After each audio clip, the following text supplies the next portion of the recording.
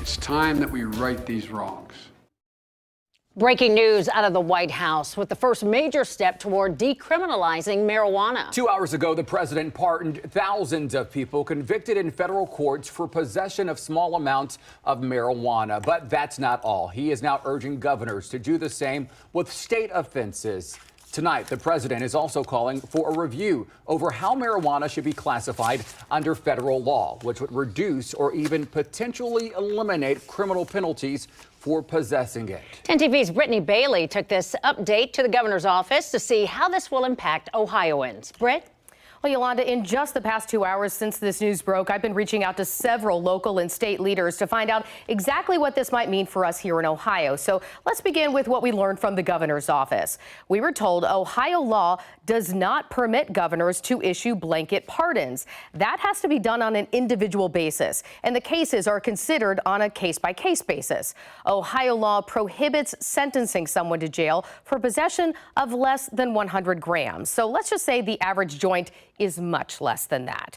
This law is designed to go after dealers, not users. In fact, the presumption of jail time does not even kick in until possession reaches 1 kilo, and it takes 20 kilograms before jail time is mandatory. Now, Attorney General Dave Yost also is weighing in on this tonight. He tweeted, questioning the timing of this announcement. And he said, to be very clear, the statute gives the president power to reclassify marijuana administratively.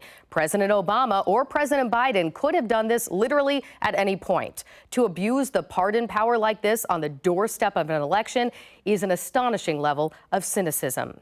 Now, going back to my discussion with the governor's spokesman for a moment, he also said it is much too soon to discuss any policy change. He also added that the governor has generally not been in favor of legalizing recreational marijuana. So just to be clear here, we're talking about pardons for simple recreational marijuana possession on the federal level. Now, DeWine's spokesman is essentially saying the governor's hands are tied by state law and that he cannot offer blanket pardons. And here I want to include also a statement by Zach Klein, the city attorney for Columbus. We just received this moments ago, hence the phone in my hand. He says, my priority as city attorney has been to focus on prosecuting violent criminals and repeat offenders who have no regard for victims and the law. That's why I announced in 2019 that the city of Columbus will no longer prosecute low-level, non-violent misdemeanor marijuana possession cases.